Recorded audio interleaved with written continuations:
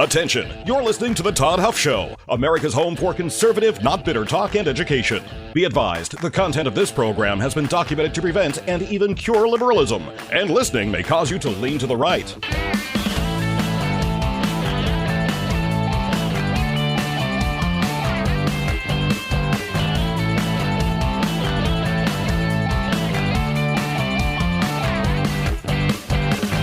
And now, coming to you from the Full Suite Wealth Studios, here's your conservative but not bitter host, Todd Huff.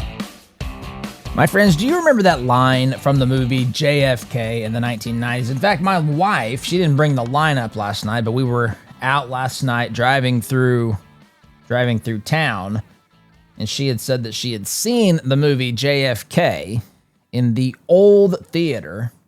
To which I questioned, I didn't think that theater, I don't know, maybe that theater was there when JFK came out. Anyway, there's a line in the movie, JFK. Jim Garrison, who's the prosecutor, played by Kevin Costner. Do you remember this? I remember this.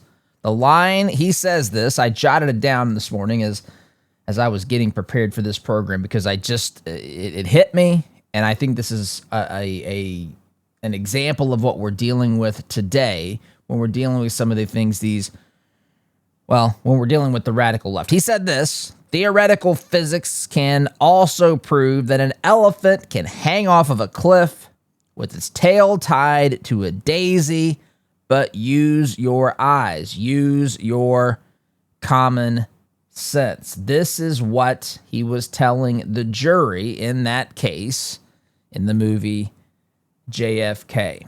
And I wish we had more people that were willing to use their common sense. I wish we had more people who were capable of using their common sense. You know, I've shared before on this program, my dad has a term.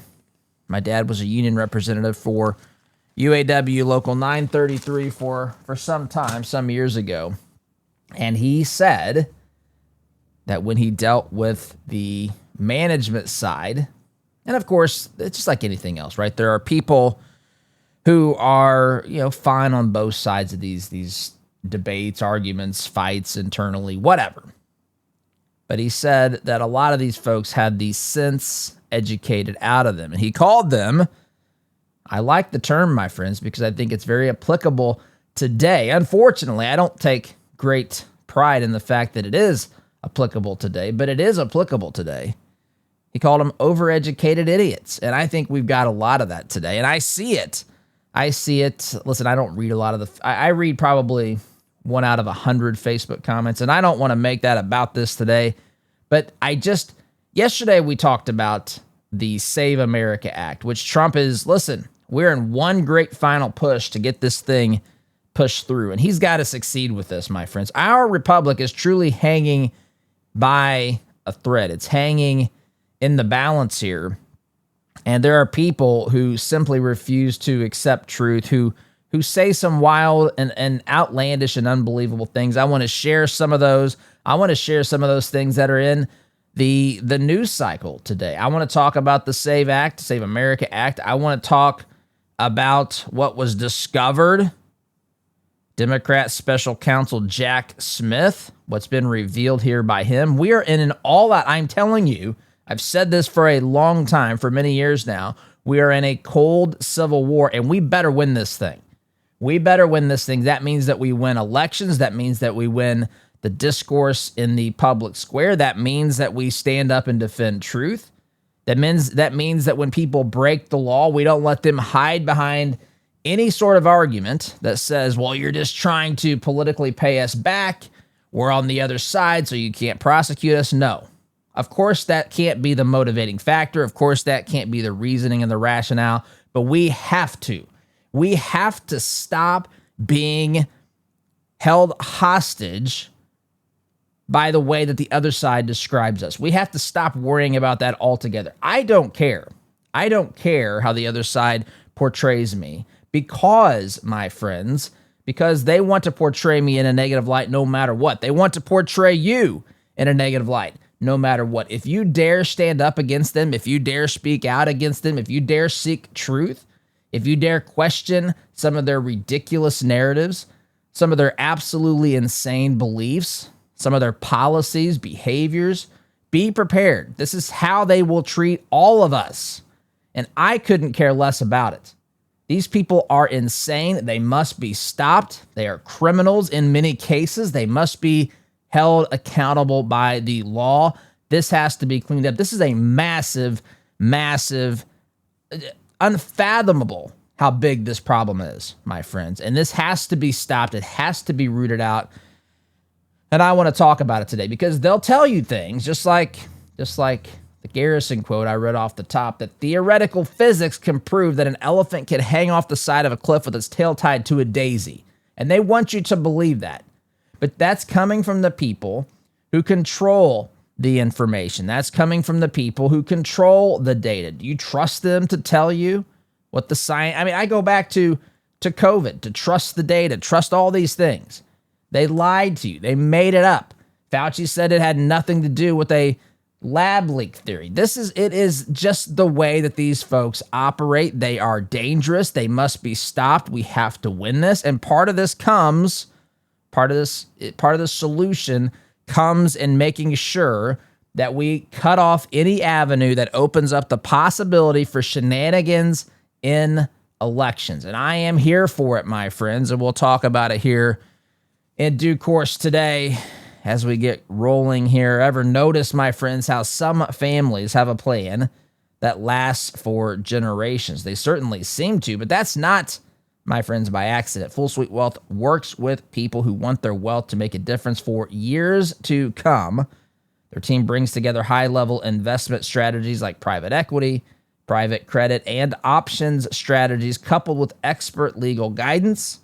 It's all about making sure your vision becomes a reality for the people you love today and the people you love tomorrow as well. So, if you're looking to do more than just manage money, if you want to leave a mark and build something lasting, take a look at Full Suite Wealth. Visit fullsuitewealth.com. That's fullsuitewealth.com. Build your legacy, secure your future. I want to go through a couple of things. Yesterday, I talked about the Save America Act. And I don't read a lot of the comments. I post clips of this program on Facebook and Instagram. Finally, after many years, we're getting a little bit of traction on social media here. Got a lot of followers. If you've not followed us, I want to invite you to follow us on those platforms. But post clips of this program. Occasionally, I'll read some of the comments. Again, if you want to communicate with me, you text me 317-785-1030. I read all those. Or you can email Todd@ToddHuffShow.com. That is the way to communicate with me. If you leave a message on Facebook, if you send me a message on Facebook, I'll see that. But if you leave a comment, there's no way. It's just not going to happen. There's the volume of comments can be a lot. And I mean, sometimes I'll take a look, or maybe I'll have AI analyze some of the comments, and I can pick things to talk about or whatever. But the bottom line is, some of the things that I hear on there are just unbelievable to me. So for example, we talked about the Save America Act on this program yesterday. I said that the Save America Act basically does three things. Number one, it creates a documentation process on the front side of registering for an election where you have to prove with paperwork, birth certificate, whatever, that you are who you say you are. Now, I think that average people, I stand by this. I think that normal, average, everyday people would have assumed that this was the case when you registered to vote. I think that, for people who have been registered for a long time, you might have forgotten what that was like to register. But I am almost certain that if I did a poll, most people would say, well, of course you have to prove who you are. You wouldn't assume that there's a checkbox that says, I pinky promise that I'm the person here. You would have assumed, because you've gone into the BMV and you've gone through the process where you have to bring in other papers. I just got the real ID. I always call this thing the smart ID. I know it's not the smart ID because it's not. I mean, it was a mess. But I remember I had a problem getting this because I had to get a new Social Security card and everything else. But I had to go in there. I had to take documentation to prove who I was so that they could put a little star on my ID so that I wouldn't have to be whisked away into another line for additional screening at airports. I think this was kind of an intimidation technique to force people into getting this real ID. So I got the real ID so that I didn't have to do that the last time that I flew. But it was the process to prove who you are when you register to vote is going to be like that at the worst, right? And I think a lot of people assume that that's kind of what was done. If you're in a state like I am that requires photo ID at the polls, you also assume that that most states or that people that run elections want your ID so that they can look at the picture on that ID and look at your face and say, that looks like the right person. And then when you sign the little keypad, as I have to do here in the state of Indiana, they can also look at the signature on record. And then they've combined both the face, they've looked at the signature as well, and they say, you know what, those two things pass. This guy looks like the guy on the picture. His signature, there's nothing on there that's dramatically different. It looks the same. This is the guy, right? He's on the paperwork. Let's let him in. And that's how you assume. But that's not how it works. So to prove who you are on the front end with documentation, to have a photo ID when you vote. Some states don't allow this. In fact, that's what I was going to tell you. One of the people on Facebook who's in Texas, and I got to tell you, I'm in Indiana. I don't know the laws in all 50 states. He said, I don't have to show a photo ID because they match my signature. To which I said, well, surely you don't think a signature match is as good and as reliable as a photo ID. I don't even know what he said because, like I said, I don't read the responses. But here's the thing. You know, if you're just using signature verification and assuming it's just there's not something in the software that's doing a signature analysis, there's no way on earth. Again, going back to the Garrison quote, theoretical physics can prove that an elephant can hang off a cliff with its tail tied to a daisy. There is no way that the average poll worker will be able to match signatures as easily as they can match pictures on IDs, where the address matches the address on file and the face matches the face on the ID, or at least resembles it. There's no way. Folks, when you go to court, there are handwriting experts. I've never once seen maybe they exist today, I don't know, but I've never once seen a facial recognition expert. People, listen, average people can look and say that's that person, right? I mean, this is again, common sense. When you go to signature verification, there are people who do try to forge. That's a thing, forgery, right? Forge someone's signature. Listen, you can't tell me, and I'm not saying it can't be a tool, but you can't tell me that a signature and comparing that signature to what's on file, maybe if you have software, maybe that's a better tool, but I'm just saying there's no way it's better than a picture. Again, it can be a part of the process. I'm not against it. But to think that that's enough, I find myself thinking, you know, Apple, I've got an iPhone. In fact, that's what I record with here in the studio. I talk into this thing. It has facial recognition. It doesn't ask me for my signature whenever I sign in because its facial recognition technology has gotten kind of scary, to be quite honest, how effective it can be, at picking people out of crowds and all sorts of things. Right? You use fingerprints. Before facial ID, you used a fingerprint to get into some of the older iPads and so forth. Facial recognition, i.e. looking at someone's face, is a pretty good indicator of who they are. So the Save America Act simply wants to look at have someone prove who they are with documentation when they register to vote. It wants to say that they have a photo ID when they go to vote. And it also wants to stop mass ballots from being sent out into the mail stream. Again, they'll come at you with all sorts of things. Well, the research shows that whatever. First of all, when they control the information, when they're the ones that are being funded by the research, forgive me for saying this. Actually, don't, because I don't apologize. I don't trust them. I don't trust the people who are telling me the same information that were telling me information during COVID. I don't trust them. I didn't trust them then, and I don't trust them now. So that's a big problem. So if this is why common sense is such a valuable weapon in this fight. Common sense says, well, if you put a bunch of ballots in the mail stream that you are going to accept upon return just based upon the signature at the bottom, right? Or in some cases, some checkbox at the bottom. If you are going to simply accept those ballots in return and you give everybody a ballot, and listen, friends, we know that there are dead people on the voter registrations in this country, dead people. So you factor those things out to where dead people get ballots, people who shouldn't be getting ballots, because newsflash, again, as I said yesterday, they're not here on planet Earth to be helping us choose who the next elected officials are.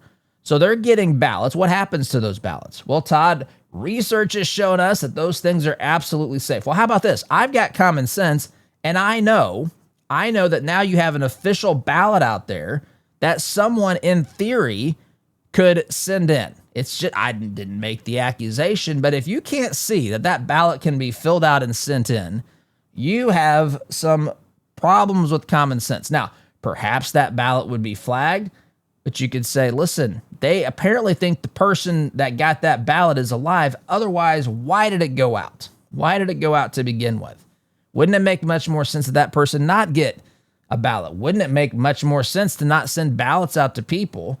Listen, in some states, people send out they send out ballots to everybody, and then you can still go vote in person. Why would you allow this sort of potential for overlap to happen? It's just a wild series of events for me.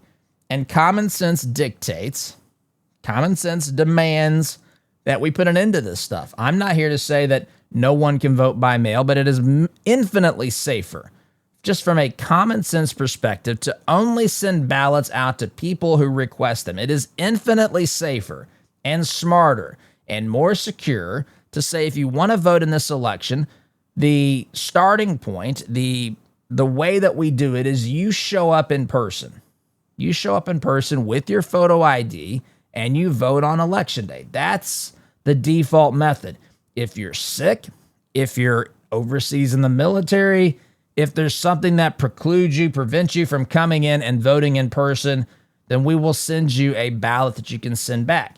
But we're not dumping ballots in the mail stream that go to every single person, alive and dead, still resident or not, in our voter registration system, because we know from the 12 states that have reported that these things are far, far from perfect, and that should not be surprising. What does government do that is efficient? I beg you to tell me. What do they tell you, my friends? What are they involved with that actually is any better? I mean, look at the post office. Do you think the post office is a well-oiled machine? Do you think that it's just humming along and being efficient and so forth? I mean, there are next to no examples of the government. We do well with the military, right? Actually, one of the things constitutionally we are supposed to do. But there's a lot of things. And listen, that's not a knock on Trump. Trump has improved these things. But you have bureaucrats who have a political axe to grind. They hate people who want limited government. They hate people who want to see their budget shrink. They hate people. They oppose people who want to see their research dollars to study how quickly the shrimp can run on the treadmill sort of research. They oppose that stuff. These people are inside the belly of the beast. We have to trust, just basically trust them, bro. Trust them. Believe what they're doing. Believe the data they tell us. Do not rely upon your common sense. Don't ask any questions. I'm sorry, but I will never be along for that ride, my friends. And I know the vast majority of you will not either. So take a deep breath here. Take a pause. Getting close to the end of this, our first segment, my friends. Let's face it, living with discomfort, that can be really tough, really difficult. Prescription medications can help sometimes, but those often come with a long list of side effects. Not to mention, my friends, the risk of dependency. That's why more people are exploring natural options like Kratom from Christopher's Organic Botanicals. Family-run company. They do things the right way. They work directly with Indonesian farmers, lab test every batch to make sure it is clean. There are no synthetics. There are no chemicals. There are no surprises. Just honest, natural Kratom that's been used for generations. Real Kratom is properly handled. It is tested. The problems that you hear about Kratom come from the synthetic garbage, the contaminated junk that people produce out there and put into the marketplace. Christopher's is different. They keep it real. They keep it clean. They keep you informed. Now, laws on Kratom vary by state. Make sure you check out your state's laws, but your legislature may be looking at relaxing some laws on this product. So check that out. But if you can get this product in your state, you can start with the Kratom Starter Pack. Code Todd Huff will save you 10% off your first purchase. Christopher'sOrganicBotanicals.com. That's Christopher'sOrganicBotanicals.com. Truth, tradition, transparency. Why is common sense so uncommon? You know, there's lots of reasons for this. But part of it is in the education system. Part of it is in the education system itself. It's been said that we used to aspire to teach people how to think, not what to think. That's what it's become today, my friends. Education has become a massive, in many cases, not across the board. There are wonderful teachers out there in the public education system. There are some terrible teachers in the public education system. There are teachers that are worse than terrible. There are teachers out there who think it is their obligation and duty to deprogram, especially if you've raised your child to be conservative or Christian or hold traditional American values, to fly the flag on the 4th of July. There are teachers, hear me say this, there are administrators, hear me say this, out there that see it as their personal mission to change your child's mind. And unfortunately, when some of these young folks head off to college, they do just that. They abandon their faith. They dye their hair. They get tatted up. They pierce things. They come back with a Bernie Sanders t-shirt or whatever, my friends. That's because there's a pressure not to learn how to think, but being pressured on what to think, which includes hating this country, which includes believing whatever the propagandists tell us out there on the left. And I've got to take a break a little bit, getting to the end of the segment here. A quick time out here on my friends. You're listening to Conservative Not Bitter Talk. I'm your host, Todd Huff. Be back here for the next segment in just a minute.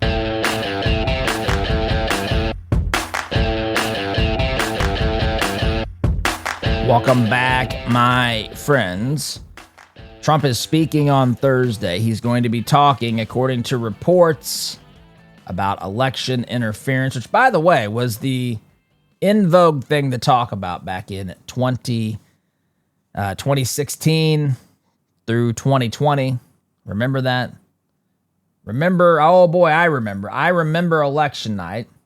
You know, I just started this program about a year or so before Trump's first election win. And I just started probably about a month. So I started this program as a podcast back in August of 2015. We'll be celebrating our 11th birthday here of this program, 11 years ago here on August 10th. But it was not until October of 2016 that I first started broadcasting on the radio. So I was on the radio for about a month when, for reasons I can't explain to you, they decided to let this relative novice at the time on the airwaves here in Indianapolis, live on election night. Live election night 2016. And I remember waking up that day. I remember seeing Hillary's got a 92% chance of winning the election. I remember people preparing in Hillary's camp for a coronation, a celebration. I've heard stories of people who took the champagne in the trunk of the car or whatever to work that day because they were going to celebrate Hillary's coronation as the first female president of the United States of America, though I don't know if we can really say that, because did anyone really ever ask James Polk or Zachary, well, don't want to say Zachary, Taylor, Millard, Fillmore, did anyone ask them how they identify? I don't know. But they tell us Hillary would have been the first female president, and they were prepared to celebrate. Then, of course, Trump won, and they told us about Russia stealing. You remember this? Russia stealing the election. Trump went to Putin and said, give me your best social media marketers. Help me to trick Hillary voters on Facebook, on Twitter at the time, on Pokemon Go. Help me trick those people into voting me with a really slick social media campaign. Remember this? I remember it. Russia, Russia, Russia, right? We were told foreign interference, election interference. We were told that they were meddling in our elections. We were told this was the biggest news in the history of the world. Trump cozied up to Putin to steal the election. It was all ridiculous. I told you from day one when they were saying these things, I said the last step in any sort of conspiracy to quote unquote steal election is not an advertising campaign. You would actually do something like steal votes, manipulate the data, cast ballots that shouldn't have been cast. That's how you steal elections. And not to say that I was foreshadowing things to come, but certainly if you compare 2020 to 2016, we see a much different pattern on how the elections were allegedly interfered with or tried to be manipulated and all that sort of stuff. So Trump's saying he's got a big announcement he's going to talk about on Thursday. Trump's not said this. Reports have said this, but gonna basically break some big news about foreign interference in the 2020 election. So he's being asked about this well, he's sitting down in front of the media here at the White House, and I want to play this really quickly because this is Trump being Trump. Now, there's reporters talking here. It's hard to sorry, I've got a technical glitch here. But it's hard to hear some of these the back and forth and so forth. But anyway, I want you to listen to this to the best that you can. Trump, again, doing what Trump does, promoting things, talking about things in such a way that attracts more attention. So he's being asked about the speech, the announcement on Thursday, and here's how that went down. Now this is going to give me problems. I have an internet problem here, my friends. I may have to read this since it's not going to cooperate. I'm going to have to do that. Here's what Trump said. He said it's really big news. It's really, really big news. It doesn't get any better. And he's talking about free and fair elections. He's talking about the Save America Act, which, by the way, there's another path that Republicans are supposedly looking at to pass this. I don't know how serious the Senate is. I'll be candid with you. I don't know. I don't know how serious they are. I think sometimes they play games, but I credit Trump here. I credit Trump for pushing this thing through and making sure that we at least hear, this is the last hurrah. I said this yesterday. This is the last hurrah. Listen, the election is less than 4 months away. These folks have to be defeated. I hope we win the House or keep control of the House. I hope we keep control of the Senate. When I say we, I mean Republicans, even though, listen, I'm like many of you, I have to hold my nose when voting for Republicans for the House and Senate. But the left has taken over the Democrat Party. At least they've taken over some of it. And it's absolutely insane what they want to do. These people hate America. They want to redefine America. They want to lie to you, propagandize you. This garbage has to be stopped. There's one way through that, and that is victory. Victory is how we overcome this. Victory, defeating these people in elections is how we do this. And we had better clean up the system, because if you don't see the problem, if someone doesn't see the problem in these elections, the risks, the unnecessary amounts of nonsense that are out there, open doors, that exist and the way that these elections are run, it should take, in no universe, should we allow elections to take weeks to count ballots. It just shouldn't be the case. That is the case. If you can't see that the longer it takes to get election data in, the more that it opens it up to at least a lack of confidence amongst the electorate, which that's pretty obvious if you ask me. But it also opens it up to the possibility of fraud. As I've said before, anytime that you engage in having an election, of course, the idea is to make it as easy as reasonable for the people who should be casting ballots and as nearly impossible, as difficult as possible for people who are trying to cast illegal ballots. That should be the goal here. And part of that answer lies in how long are we keeping that window to receive ballots open? Because the bigger it is, the longer people have to manipulate the system. Doesn't mean that they're going to succeed. There's other things that you should do. I'm not saying that you should have only election day voting. Some people think that.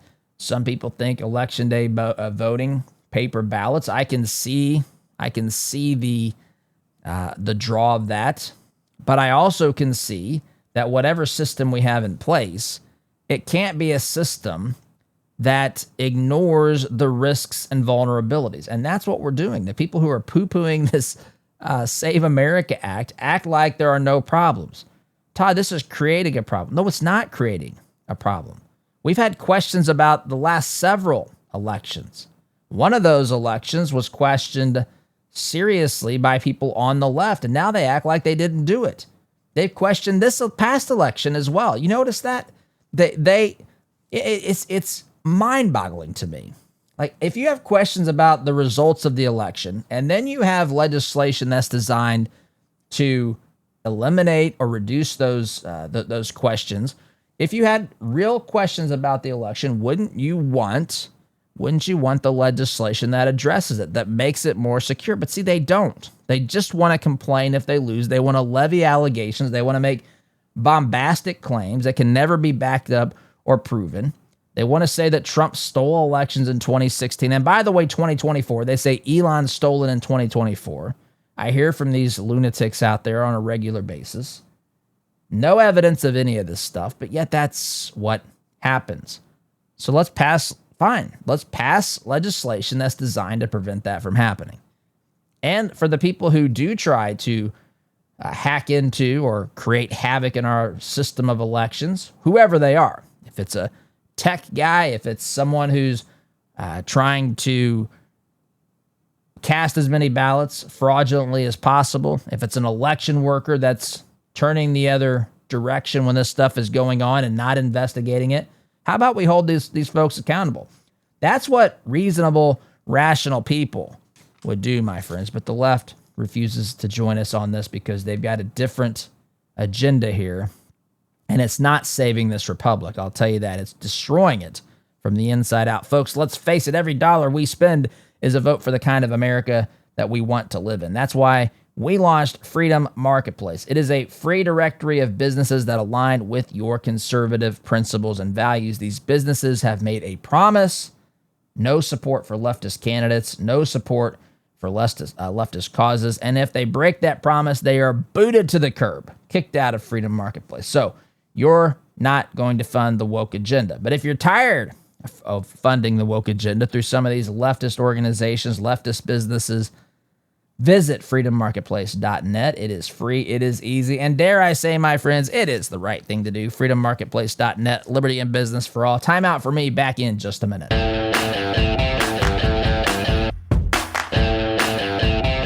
Welcome back, my friends. I alluded to this off the top of the program. You remember Jack Smith, good old special prosecutor, special counsel Jack Smith. Headline here at the Federalist.com. Docs, show Democrat special counsel Jack Smith spied on, lied to Congress. This was written just yesterday. I'm going to give you a quick summary of this. An executive agent spying on members of a legislature not only violates the Constitution, but is a hallmark of authoritarian states, written by Joy Pullman. dare I say, authoritarian, like fascist states. Let's see the anti-fascists get upset at this, by the way. The anti-fascists should be out in full support of Congress holding Jack Smith accountable, my friends. Here's what we know. Public documents, the article says, newly released by Senators Chuck Grassley and Ron Johnson, show that Jack Smith spied on Congress as a special counsel. Meh. Media doesn't care. Democrats don't care. People on the left don't care. Reasonable people care about this. No matter the names I just read, if those are Republican or Democrats, if this is true, this is a major, major, major problem. Then the article says, lied to them about it. It's the latest in a congressional investigation Grassley says has already uncovered criminal abuse of power by Democrats that is, quote, far worse than Watergate. Watergate is still, all these years later, the example that, I guess is the, what I will say, the standard, the prototype of what Democrats want to see happen to Republican presidents. But they're not interested when there is something scandalous on their side. During the Biden Department of Justice's investigation of Donald Trump, under the pretext of prosecuting January 6th, 2021, unrest and complaints about the 2020 election lawbreaking, Smith's team ignored required procedures to view text messages written by 44 members of Congress. Yet Smith testified to Congress that he had only obtained, quote, toll records or data about the texts, such as timestamps and recipients, not the text content. In fact, here is, if this will let me play. Did the toll records here's that you requested from the senators, soundbite. Did they include the content of the phone calls? No. Did the records that you requested, the toll records from the members of Congress, include the content of text messages? No. Can you explain for us on the record? So that's him testifying before Congress that he didn't get the content of the text messages, just the timestamps, not the actual content. So that's, if this is true, what they're saying, that is an absolute lie. Under oath, I add. Grassley and Johnson are among the lawbreakers whose private communications were unconstitutionally obtained.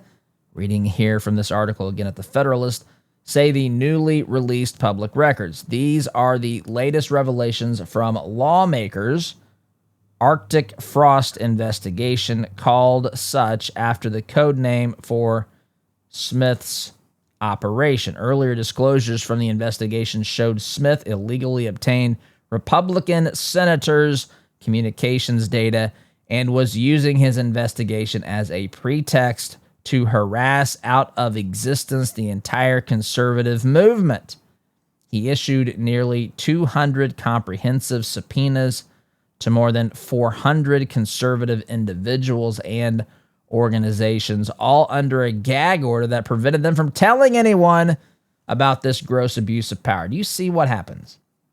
Do you see what happens? And I am being lectured to. You are being lectured to by the left that Trump is the real threat to our system of government, that Trump is the threat, as they say, to our democracy. My friends, hogwash. Trump is the one that is shining the light on this sort of stuff. And he has emboldened, dare I say, Republicans to stand up and to do the same.